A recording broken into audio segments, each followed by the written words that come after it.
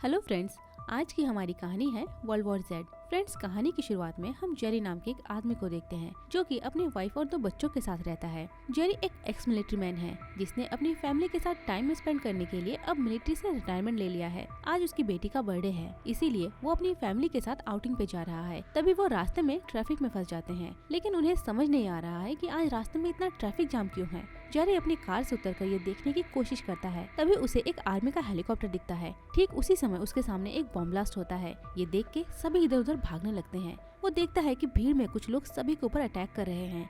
वो इंसानों को काटने की कोशिश कर रहे हैं।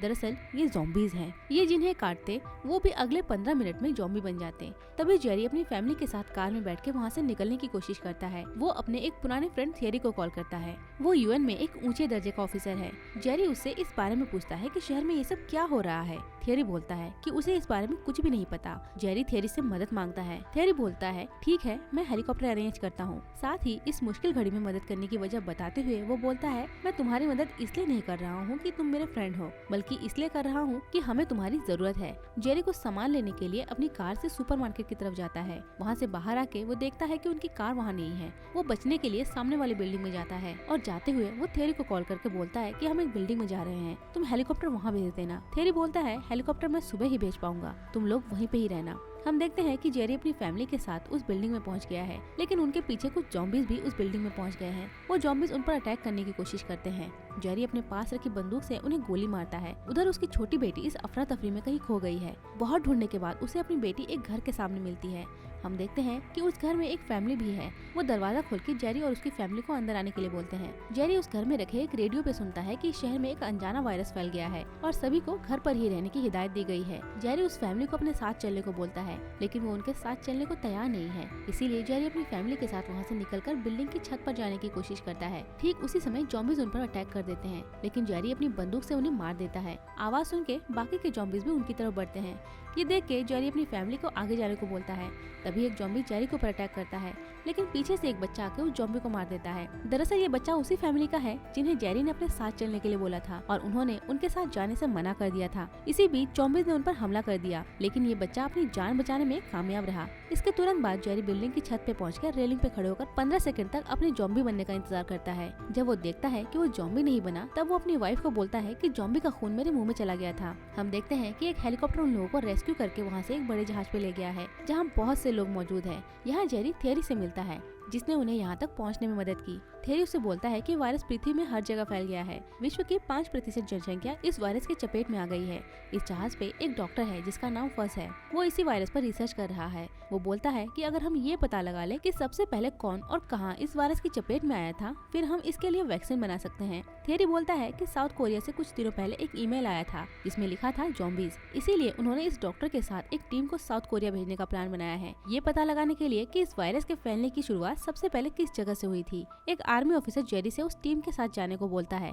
पहले तो जेरी वहां जाने के लिए मना करता है, क्योंकि इन हालातों में वो अपनी फैमिली को छोड़ के कहीं भी नहीं जाना चाहता। तभी वो ऑफिसर बोलता है कि अगर तुम हमारी मदद न करो तो तुम्हें अपनी फैमिली के साथ इस जहाज से जाना होगा। ये बात सुन के जेरी उनके साथ जाने के लिए तैयार हो जाता है, क्योंकि अगर वो उनके साथ नहीं गया तो उनकी फैमिली खतरे में आ जाएगी। इसके बाद वो उस टीम के साथ साउथ कोरिया के लिए उड़ान भरता है। साउथ कोरिया में लैंड करते ही ज़ॉम्बीज उन पर अटैक करते हैं। ये सब देख के उनके साथ मौजूद डॉक्टर बहुत ही घबरा जाता है। वो प्लेन में वापस जाते समय गिर जाता है, जिससे उसके हाथ में रखी बंदूक से उसे ही गोली लग जाती है और वो वहीं पर मारा जाता है। तभी वहाँ पर मौजूद एक कमांडर की टीम आके उन्हें वहाँ से एक सुरक्षित जगह पे ले जाती है। जेरी उनसे पूछता है कि कुछ दिनों पहले उन्हें यहाँ से एक ईमेल रिसीव हुआ था जिसमें लिखा था ज़ॉम्बीज। तभी वहाँ का एक ऑफिसर उन्हें कुछ डेड बॉडीज दिखाता है जो सबसे पहले इस वायरस की चपेट में आए थे। और सबसे पहले जो इस वायरस की चपेट में आया था वो एक कमांडर ऑफिसर था जो 1 हफ्ते से गायब था। जब गांव वालों ने उसे ढूंढ निकाला तब उसके मुंह से कुछ निकल रहा था। वो अचानक सभी को काटने की कोशिश कर रहा था, इसीलिए उसे मार के यहाँ बांध दिया गया। उस समय उसके पास उनके ही टीम के एक डॉक्टर को भेजा गया। उस कमांडर ने उस डॉक्टर को अचानक काट लिया और इस तरह से ये वायरस फैलता गया। इसके बाद यहाँ मौजूद एक ऑफिसर के पैर में चोट के निशान देख के जेरी पूछता है क्या ये चोट तुम्हें ज़ॉम्बी से लड़ते वक्त लगी। ऑफिसर बोलता है नहीं, ये बहुत पुरानी चोट है। ये बोलते हुए वो उन बंधे हुए ज़ॉम्बीज के बहुत नजदीक पहुंच गया, लेकिन हैरानी की बात यह है कि ज़ॉम्बीज ने उस पर अटैक करने की बिल्कुल भी कोशिश नहीं की। हालांकि ये बात जेरी को अजीब जरूर लगी। इसी बीच वो देखता है कि वहाँ पर एक आदमी को कैद करके रखा गया है, क्योंकि उसने इजराइल को बहुत से हथियार बेचा था। जेरी उससे पूछता है कि इजराइल इस वायरस से अभी तक किस तरह से बचा हुआ है। वो आदमी बोलता है कि वो पहले से ही इस वायरस के बारे में जानते थे। इसीलिए उन्होंने अपने देश की बाउंड्रीज पे ऊंची ऊंची दीवारें बना दी।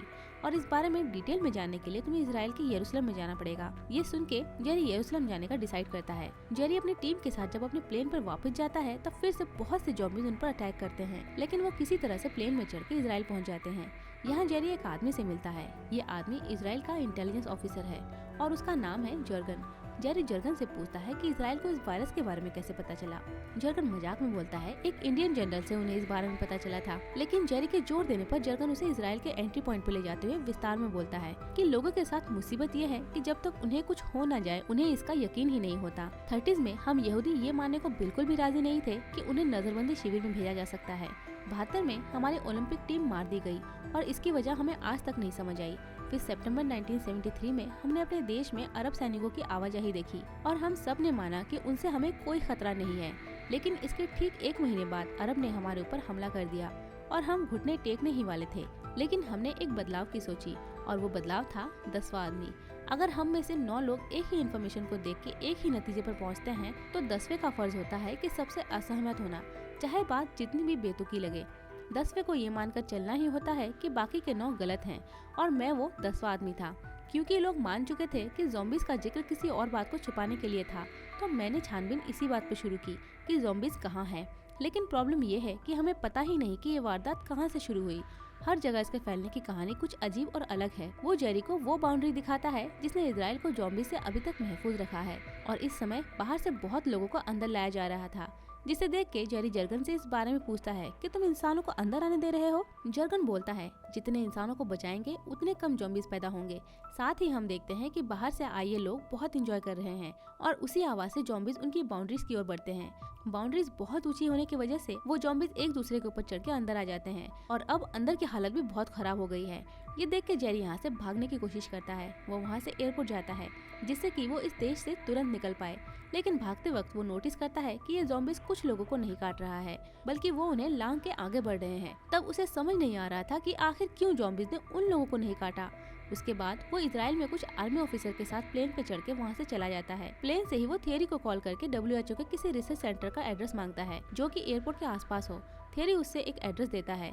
इसके बाद वो उस ओर बढ़ते हैं, लेकिन प्लेन में उसे कुछ आवाज आने से वो देखता है कि एक ज़ॉम्बी प्लेन पे चढ़ गया है और वो सभी को काट रहा है, जिस वजह से सभी एक एक करके ज़ॉम्बीज बन रहे हैं। ये देख के जेरी अपने पास रखी एक ग्रेनेड की मदद से प्लेन का एक हिस्सा ब्लास्ट कर देता है।